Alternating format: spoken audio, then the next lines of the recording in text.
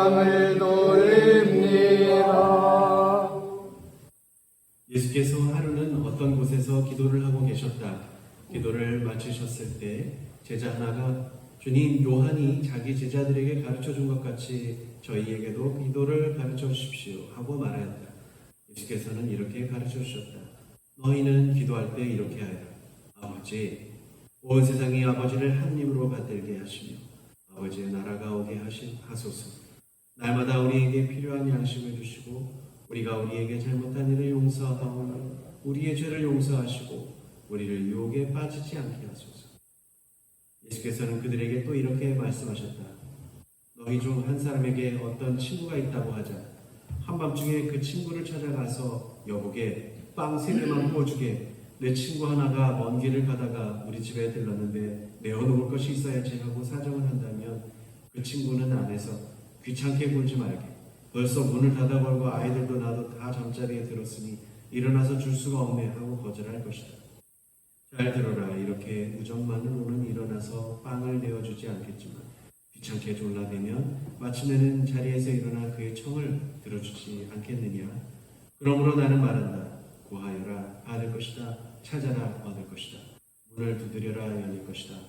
누구든지 구하면 받고 찾으면 얻고 문을 두드리면 열릴 것이다.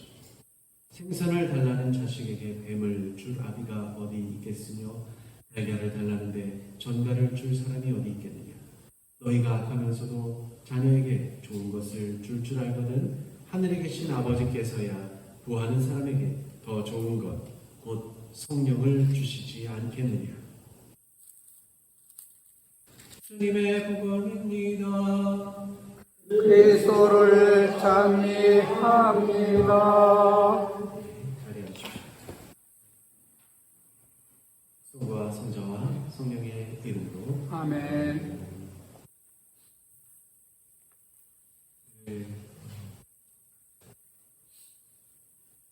여러분들 스포츠 경기를 좋아하시죠? 예. 별로 좋아하지 않더라도 경기를 텔레비전 중계로 많이 보시게 됩니다. 만약에 이제 특히나 이제 한일전 축구가 열린다. 그러면 어떻게 될까요? 한일전 축구가 열린다. 그러면 치킨집에 치킨을 주문할 수가 없어요. 주문해가지고 죄송합니다. 4시간 걸리고 그래갖고 주문할 수가 없을 정도로 소위 말하면 폭주할 정도로 이 축구가 옛날에 또 그렇다고 합니다. 그러면서 어떻게 하나요? 우리 편 이기라고 응원하고 막 골을 넣으면은 막 그냥 목청도 꼴꼴꼴꼴꼴 그러고. 근데 이제 우리 선수가 실수해가지고 결정적인 때 골을 넣지 못하면 어떻게 됩니까? 야, 이 별의별 욕을 다. 저는 이제 막 들어요. 야, 내가 뭐 뒷발로 차도 그것만 들어간다. 뭐 아주 그냥 다들 해설자가 됩니다. 그거밖에 못하냐는 뭐 난리가 납니다. 그 정도로 뭐랄까요? 이 경기가 열리려면 이 사람들이 그냥 몰두르고 뭐 그랬어요.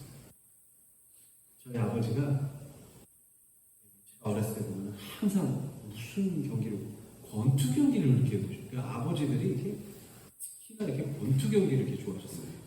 그럼 어떻게 하시는지 아세요? 보면 옆에서 주먹을 불끈 쥐면서 이러시더라고요. 아우 그래가지고 남 때리는 게 뭘 그렇게 좋은가 뭐 그런 생각이 드는데요. 뭐 어쨌든 그렇습니다. 그 정도로 운동 경기가 내가 싫어하든 뭐 좋아하든 어떤 몰두를 하는 참 매력이 있는 것이죠. 여러분들 2002년 월드컵 때 제가 뭐 이 말만 하면 벌써 딱 나올 겁니다. 대한민국. 네, 뭐 그게 됐어요. 그렇게 길거리에 모여서 응원하던 때를 기억하실 겁니다. 근데 직접 경기장에서 응원하면 그 응원하는 사람들이 뭐예요? 대한민국 힘내라 응원하고 막 그렇게 소리를 크게 지르는데요. 아니 경기장은 여기인데 길거리는 어디였어요? 뭐 종로밭, 뭐 서울이면 막 그러는데 막 강화읍에 모여서 뭐 했다고도 하는지 모르겠어요. 그러면은 떨어져 있잖아요. 그 소리가 들리나요? 경기장에까지 안 들리죠? 듣지는 못합니다. 근데 이제 응원이라는 게 뭐예요? 내가 좋아하고 지지하는, 그래서 그 선수가 이기기를 바라서 염원하는 거죠. 힘내라고, 끝까지 잘해나라고. 그러니까 목청을, 아니 이렇게 멀리 떨어져 있는데 목청을 높여서 잘하고 이기라고 선수들에게 막 힘을 불어넣는 것들 보면 뭐랄까 기운, 그런 기운을 한데 모아서 경기 중에 있는 선수들에게 그거를 어떻게든 보내는 거죠. 가든 안 가든 나는 한다 이거. 그런 마음들이 강하죠. 그래서 제가 우리가 지지하고 이기길 바라는 그 선수가 사실은 따지고 보면은 세계 1위 누구랑 붙었다.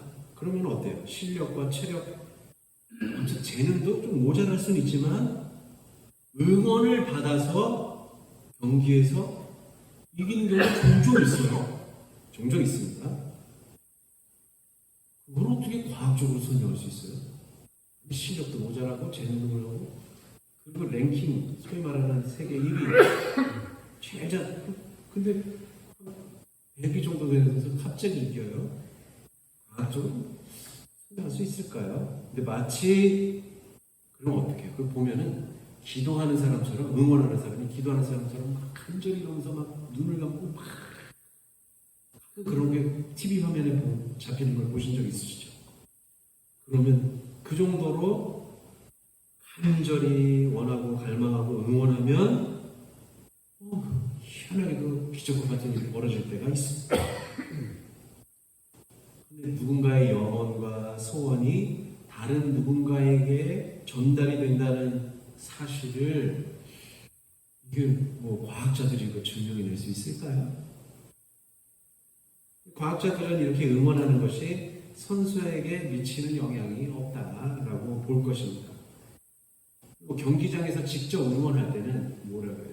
막 그 사람들의 소리가 들리고 열심히 해라, 열심히 해라. 그러면은 심리적으로 내 편이 이렇게 많구나라는 걸 보고서 자기 실력보다도 더 뛰어난 능력을 발휘해가지고 잘하는 경우들이 있죠. 경우들이 있습니다. 근데 과학자들 생각하기에는 따지고 보면 그렇겠죠. 저걸 어떻게 수치를 지어가지고 요만큼 응원하면은 선수가 요만큼의 힘을 받아서 더 잘, 이거는 그런 걸 믿지 않을 것 같습니다. 과학자들 입장에서. 그러니까 어때요? 우리가 하느님께 기도한다는 사실, 누군가를 위해서 기도한다는 그런 사실 자체도 과학자들 입장에서 보면 왜 이렇게 쓸모없는 일을 하고 있지? 이럴 수 있습니다. 하지만 기도가 아무 쓰잘머리 없는 것이다라고 주장하는 과학자들 혹은 무신론자들도 스포츠 경기 볼 때는 자기도 모르게 뭐예요? 그 사람 위해서 응원하고 막 그런 경우를 봐요. 그 사람들도 그렇습니다. 기도하고 원하는 바를 소망하고 있어요. 쓸모없는 일이라고 생각하겠지만 쓸모없는 일을 하고 있죠. 응원할 때는 어떻게 합니까? 예를 들면은 한국하고 일본이 축구를 하게 되면 우리가 보통 일본 사람들을 응원하나요? 아카시마 이겨라 이럽니까? 그렇지 않죠. 야마모토 이겨라 그러지 않습니다. 기도도 마찬가지예요. 자기가 좋아하는 사람을 위해서 하죠. 일반적으로 가족을 위해서 하고, 우리 부모님을 위해서, 내 자녀를 위해서 하고, 우리 교회가 잘 되기 위해서 기도하고 보통 그렇습니다. 또 보면은 기도는 내가 사랑하고 좋아하는 사람을 위해서 하는 것이고요. 따지고 보면은 기도는 그러면은 사랑하는 일과 같다라고도 볼 수 있죠. 사랑하는 일과 같구나. 기도하는 일은 사랑하는 일이구나. 근데 기도하는 일이 사랑하는 일이라면 우리가 기도를 하는 대상은 사랑하고 좋아하는 사람만이 아니라 미워하고 원수 같은 사람을 위해서도 해야 됩니다. 예수님이 뭐라 그랬어요? 원수도 사랑하라. 그러니까 어떻게 해야 돼요? 우리가 기도할 때 내가 좋아하는 사람, 기도하는 것이 아니라 나를 괴롭힐 수도 있고 내가 내 마음에 상처를 줄 수 있는 사람을 위해서도 기도해야 되는, 그게 사랑하는 일인 거예요. 결국에는 하느님 앞에서 이렇게 기도해 보세요. 저 녀석이 나를 갖다 괴롭혔는데요, 가서 뒤로 거꾸라져서 코가 깨지게 해주세요. 이렇게 기도하는 분 계세요? 안 되거든요. 그 사람이 나를 괴롭혔을 때 그 사람이 회개하게 해주세요. 이렇게 기도하죠. 또 내가 그 사람에게 잘못했으면 그 사람이 화를 냈으니까 나도 반성하게 해주세요. 이렇게 기도하는 거예요. 원수에게 이렇게 기도하는. 근데 우리가 참 기도할 때 그렇게 잘 안 되죠. 이렇게 위대한 기도, 정말 원수마저도 사랑하는 기도는 보니까 성서상에서 보니까 주로 예수 그리스도께서 그렇게 하시더라. 그래서 우리들의 기도는, 그래서 예수님의 기도를 따라잡기가 참 어렵습니다. 오늘도 보시면 예수님께서 늘 항상 어딘가에 따로 가서 기도를 하시고 막 밤새 기도하시는데 제자들은 같이 가서 기도했다는 얘기가 거의 없어요. 거의 없습니다. 그래서 예수님께서 우리를 사랑하는 만큼 우리가 예수님을 사랑하는 양을 한번 비교해 보면은 우리의 예수님을 사랑하는 그 양은 얼마나 될까요? 손톱보다 더 작게야? 예수님의 사랑은 엄청나게 무한하다고 볼 수 있죠. 턱없이 예수님께서 우리를 사랑하시는 것, 우리가 예수님을 사랑하는 양을 비교해 본다면 참 말도 안 되는, 턱없이 부족합니다. 그래서 언제나 예수님은 우리들을 사랑하고 기도하고 계신데 우리들이 그 기도 소리를 듣지 못하곤 합니다. 비유하자면, 그래서 저는 그런 생각이 갑자기 들더라고요. 비유하자면 하느님의 기도, 예수님의 기도는 라디오하고 좀 비슷하다는 생각이 들었어요. 내가 원하는 방송을 듣기 위해서는 어떻게 해야 됩니까? 첫 번째로 뭘 해야 될까요? 채널을 돌리기 전에 뭘 해야 돼요? 그렇죠. 라디오를 켜야지 라디오가 들리죠? 주파수 돌린다고 라디오 들리나요? 안 들려요. 전원을 먼저 켜요. 전원을 먼저 켜요. 텔레비전도 마찬가지죠. 옛날에 전 어렸을 때, 지금은 리모컨이죠. 옛날에 어떻게 해요? 이거 돌렸어요. 근데 그 전에 어떻게 해야 돼요? 전원을 꼭 눌러야죠. 켜야 됩니다. 켜야 되는 거예요. 라디오를 켜야 돼요. 둘째는 그 다음에는 어떻게 돼요? 원하는 방송에 채널을 맞춰야 돼요. 주파수를 맞춰야 돼요. 그리고 돌려야죠. 아니면 요새는 번호를 찍어서 그걸 맞춰야 됩니다. 원하는 방송의 주파수를 맞춰야죠. 그리고 셋째로 소리가 작으면 어떻게 돼요? 키워야 돼요. 너무 커. 막 그러면 어떻게 해요? 내가 듣기 좋게 소리를 조절해요. 그런 다음에 어떻게 하나요? 이제 가만히 들어야죠. 그거 켜놓고 밖에 나가버리십니까?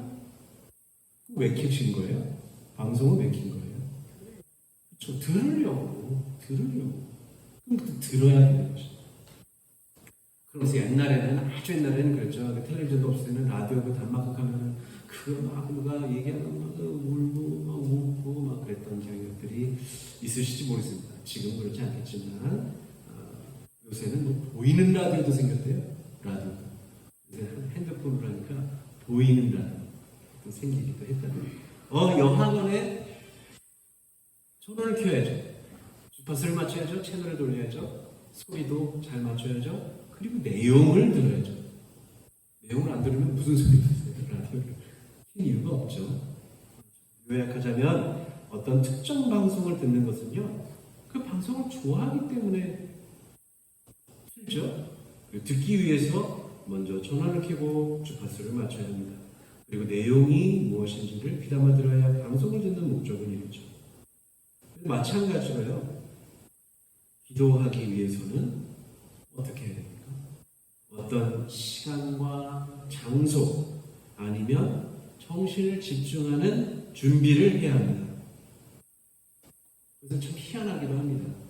그냥 교회 여러분께서 어느 마트나 여기 시장, 5일장에 여기 시장 가서 거기서 기도하고 그러세요? 갑자기 거기서 막 기도하고 보통 그러시잖아요. 뭘 사야지 이런 생각을 많이 하시고 거기에 목적에 맞게 가시죠. 그러니까 참 희한한 게 기도하러 그러면 제일 좋은 곳은 어딜까요? 아무래도 교회예요. 그리고 또 어떤 때는요, 나 혼자만 기도하는 것보다는 여럿이서 함께 모여서 기도하면 또 기도가 잘 될 수도 있어요. 그러기도 하고. 그렇습니다. 그러니까 어떤 시간과 장소 아니면 정신을 집중하는 좋은 곳으로 가야 되는, 그게 결국은 뭐냐? 라디오에, 텔레비전에 전원을 켜는 것과 같습니다. 그리고 기도가 향하는 방향이, 기도의 대상이 어디여야 돼요? 우리 집 고양이한테 가요? 아니죠. 우리 집에 버섯이 잘 자니까 그 버섯으로 갑니까? 기도의 대상이? 거룩하신 버섯님 이렇게 기도하고 그러지 않아요. 삼위이신 하느님께로 향해야 되죠. 그러면 주파수를 어떻게 맞춰야 돼요? 하느님, 예수 그리스도, 성령님을 향해서 맞추는 것이어야 되죠. 기도의 방향은 기본적으로 삼위이신 하느님께 가야 되는 것이죠. 그리고 주님의 음성을 그렇게 해서 주파수를 맞춰야 됩니다. 우리도 하느님의 주파수를 맞춰야 됩니다. 주님의 음성에 귀를 기울여야지 무슨 말씀인지 알아들을 수 있고 그제야 기도가 제대로 됩니다. 이 모든 기도의 바탕은요, 그러니까 결국에는 기도는 뭐라고요? 사랑하는 일이라고 했죠. 즉 하나님을 사랑하는 일이 깔려있는 것입니다. 기도는 하나님을 사랑하는 일이다. 그래서 하느님의 방송은 근데 언제나 켜져 있었어요. 근데 우리가, 그리고 주파수가 항상 고정되어 있었어요.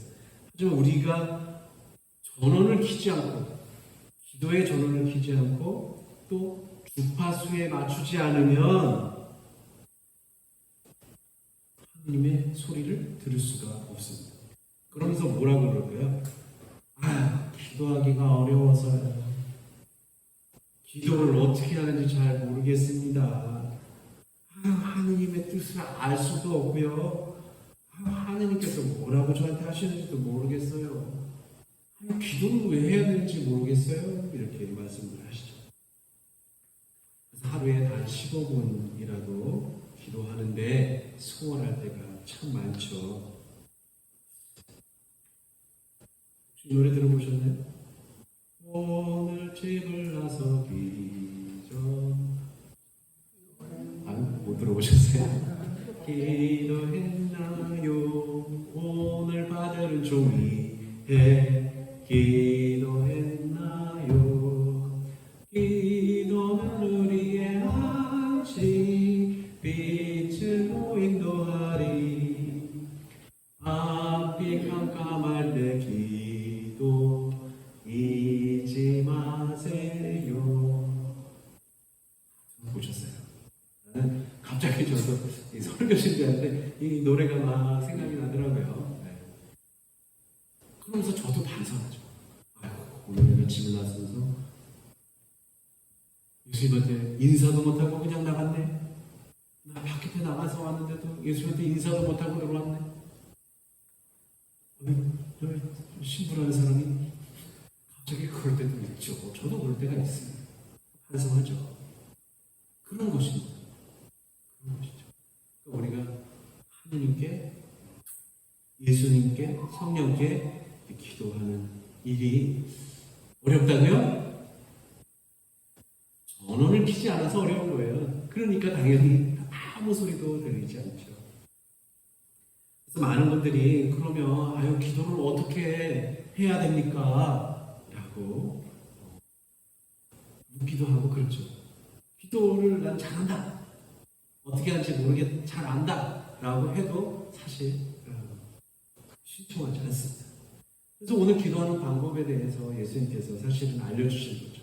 더 정확히 말하면 기도의 내용이 어때야 되는가를 예수님께서 알려주고 계시는 겁니다.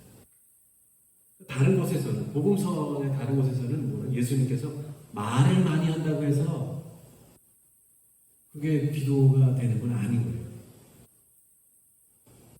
바리사이파 사람들은 성전에 와가지고 이거 좀 잘했어요. 전 이것도 잘했고 하나도 없어서 그랬지만 세리는 어떻게 했어요? 저 구석견에 앉아서 가슴 치면서 아유 제 죄인입니다. 오늘 또 죄를 지어먹고 주님께 무슨 말이 한마디도 없습니다. 그냥 그런 모습을 보고 그 세리가 더 훌륭한 기도를 하셨다라고도 합니다. 기도하는 것은 뭐라고요? 사랑하는 것이라고 했죠. 우리가 응원하고 어떤 선수를 우리 어떤 팀을 내가 좋아하는 팀을 응원하고 온 정성을 다해서 격려하고 막 지지하면 그 마음과 기운이 전해지듯이 기도의 사랑이 기도하는 당사자의 삶의 방향에 환한 빛을 비추게 되고요.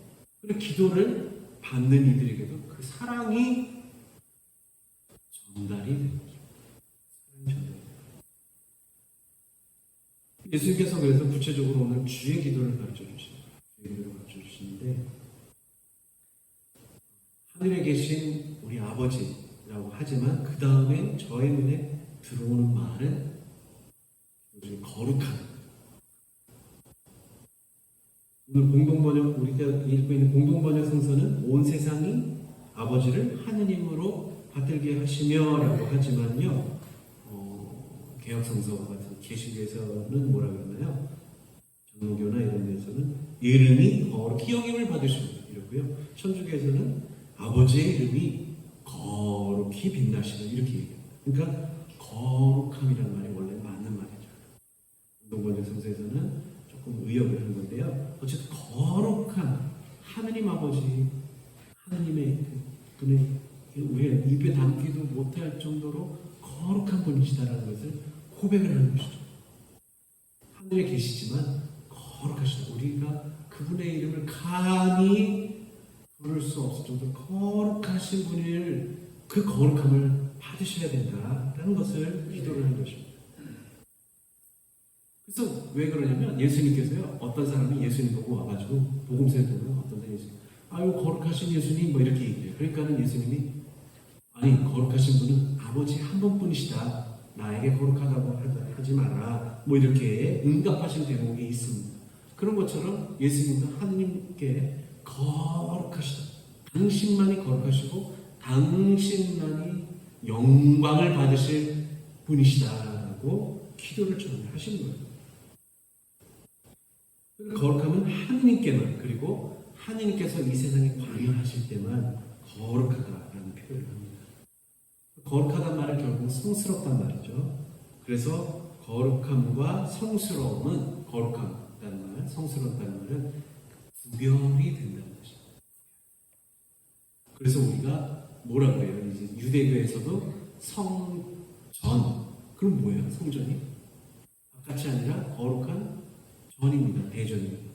그 중에서도 특별히 지극히 거룩한 곳을 지성소라고 했어요. 마찬가지죠. 우리 성전이라고 그러도 이곳을 뭐라 그래요? 성당이라고도 부르고 그렇죠. 교회라는 의미는 조금 달라요. 교회는 우리 회중이 모여있는 곳인데 근데 그 중에서도 특별히 이게 거룩한 곳에 모여 하느님께서 계신 곳이라고 우리가 생각하는 곳 성당인 성전인 것이죠. 거룩한 곳과 세상은 이렇게 구별되는 그래서 성당과 성전을 세상과 구별되는 장소.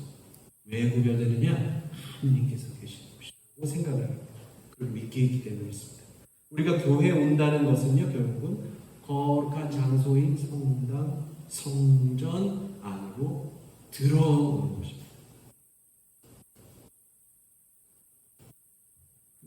절에 많이 가보셨죠? 절에 많이 가보시면 일주문이라는 것도 있고요, 불이문이라는 것도 있고요, 그 다음에 4,000원 상이 있는 문도 있습니다.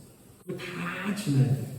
그러면 보통 절의 가장 중요한 곳이고 중심이 되는 곳을 뭐라고 그러냐면 대웅전이죠. 대웅전도요.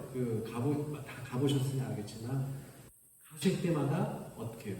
문을 통과하면서 가려져 있어요. 그래서 결국에 마지막에 계단을 올라가면서 대웅전이 보이는 거예요.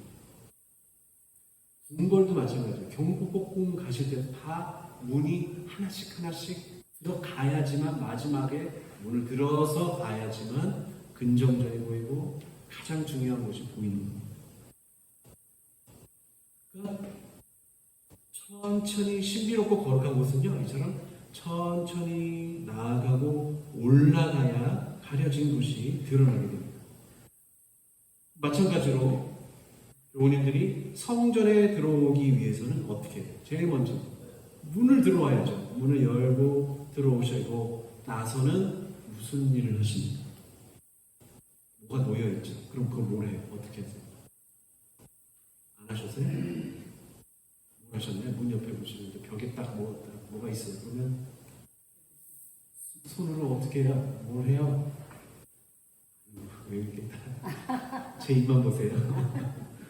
저기 뒤 보세요. 뭐가 있어요? 벽에 뭐가 걸려 있어요? 네, 그거 어떻게 해요? 찍어서 뭐예요? 뿌려요 이렇게? 성호를 긋죠. 성전에 들어오기 전에 문을 열고 들어오지만 성수를 찍어서 성호를 긋습니다. 이 세상의 때와 죄를 털어버리고 1차로 영혼을 씻는다는 표현이죠. 세상의 온갖 시끄러움과 더러움 혹은 죄로 얼룩져 가려진 나의 마음이 이제 거룩한 하나님의 장소에 들어갑니다. 결국에는 뭐예요? 결국에는 라디오의 전원을 켜는 거예요. 내 마음이 하나님께 향하도록 내 마음의 전원을 켜는 거예요. 그리고 내가 제일 좋아하는 장소에, 내가 익숙한 장소에 앉죠? 앉고 그렇게 제대와 십자가가 놓여있는 거룩한 장소로 나아갑니다. 그래서 이 행위는 라디오의 전원을 켜는 일처럼 기도라는 전원을 켜는 일과 같습니다. 그리고는 두 손을 가슴에 모아서 하늘을 향한, 그래서 예수님 하느님의 향하는 것이 하느님께 주파수를 맞춘 행위입니다. 그래서 주님의 식탁에서 보면은 어떻게 해요? 그냥 평평하지 않죠? 기본적으로 계단으로 올라가게 되어 있습니다. 이 안에서도 구분이 되는 것이죠. 거룩한 장소라고 해도 구분을 해놓고 있습니다. 이곳에서는 왜 그러냐면 주님의 몸과 피가 우리의 영혼의 양식이 되는 거룩한 감사 잔치가 열리게 됩니다.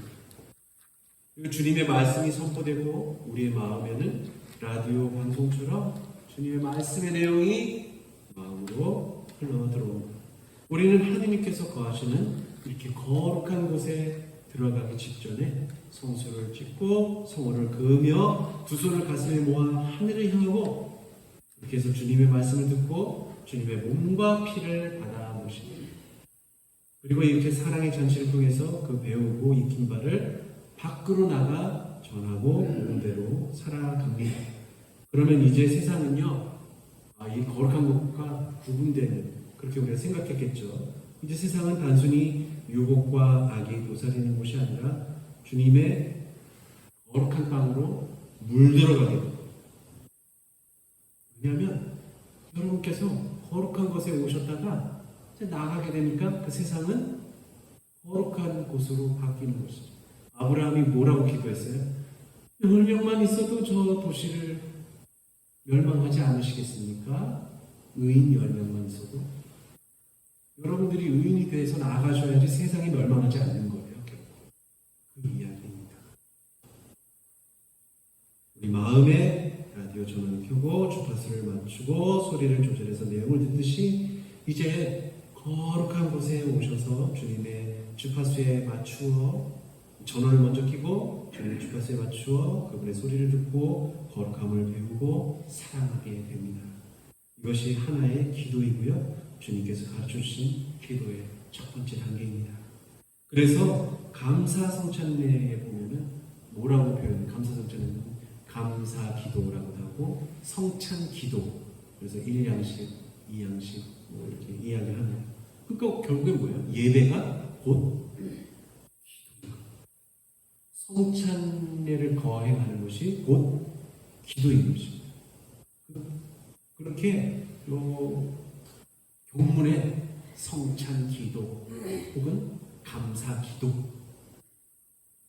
그 기도인 거예요. 제가 경문을 읽잖아요.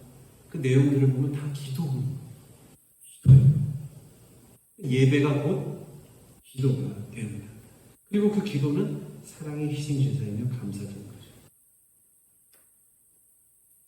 교회 오실 때 그냥 아유 교회 가야지 그렇게 기계적으로 오지 마시고 하느님을 만나러 간다고 믿으십시오.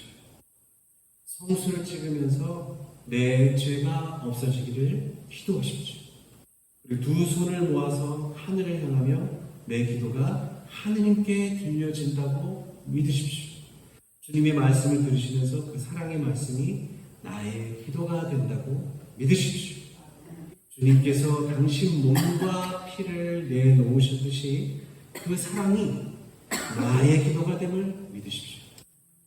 오늘 이 성당을 나서면서 바깥 세상에 더는 주님과 거리가 먼 세상이 아닌 기도하는 나 때문에 주님의 나라가 되리라고 믿으십시오. 그리고 내일, 모레, 글피 계속 집을 나서면서 주님께 기도하고 주님 저 이 집을 나섭니다. 그리고 집으로 돌아오시면서 주님 저 집으로 돌아왔습니다. 그렇게 기도하는 삶을 살아봅시다. 그렇게 하느님께서 거룩히 여김을 받으시는 기도를